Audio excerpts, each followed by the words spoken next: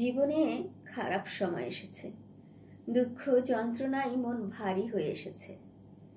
একটু অপেক্ষা করুন, সবাই কিন্তু এই ভাঙা গড়ার গল্প দিয়েই তৈরি। কি বিশ্বাস হচ্ছে না তো?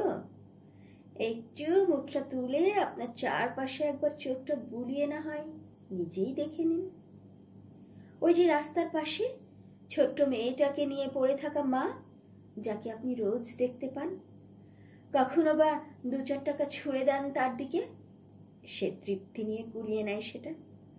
তার কাছে বেঁচে থাকা মানে মেয়ের মুখে দুমুঠো ভাত, সাথে নিজের প্রাণটাকে কোনো মতে বাঁচিয়ে রাখা। আপনার ক্যাম্পাসে 7 বছরের যে মেয়েটা এক বালতি গোলাপ নিয়ে ওর পেছনে ছুটোছুটি করে গোলাপগুলো বিক্রির জন্য, তার কাছে জীবনের মানে এই গোলাপগুলো বেচে কিছু টাকা তার অসুস্থ মা কিংবা বাবার হাতে তুলে দেওয়া।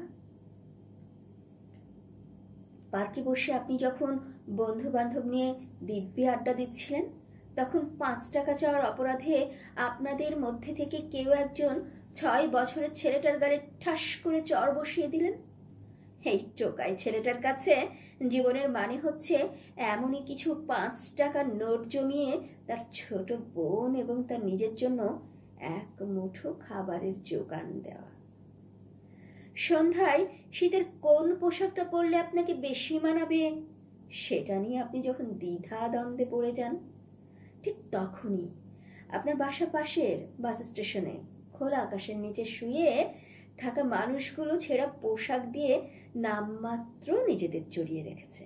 তাদের কাছে জীবনের মানে হচ্ছে এই শীতে কোনোভাবে জীবনযুদ্ধে টিকে যাওয়া। এমন হাজারো গল্প প্রতিদিনই আমাদের চোখের সামনে ঘুরপাক খায়। এই মানুষগুলো কত অল্পতেই খুশি হয়ে যায়, সামান্য ভালো কিছু পেলে কি চমৎকার হাসির রেশ চোখ দিয়ে কান্না রূপে বের হয়ে আসে। অথচ আমরা আমাদের সব কিছু থাকা সত্ত্বেও নিজের ভাগ্যকে মন্দ ভাগ্য বলে নিজেদেরই গালি দেই। অল্পতেই হতাশ হয়ে যাই, না পাওয়াগুলোকে নিয়ে এমনভাবে আফসোস করি যে আফসোসে আফসোসে আমরা ডিপ্রেশনের একটা ডিব্বা হয়ে যাই। অনেক তো হয়েছে এইসব ডিপ্রেশন, ফ্রাস্ট্রেশন। এবার না হয় এদের কিছুটা দূরে সরিয়ে রাখুন। নিজেকে অসহায় লাগলে অল্পতেই খুশি হওয়া ওই মানুষগুলোর দিকে তাকান। দেখুন তারা কত অল্পতেই খুশি হয়ে দিব্যি জীবন পার করে দিচ্ছে।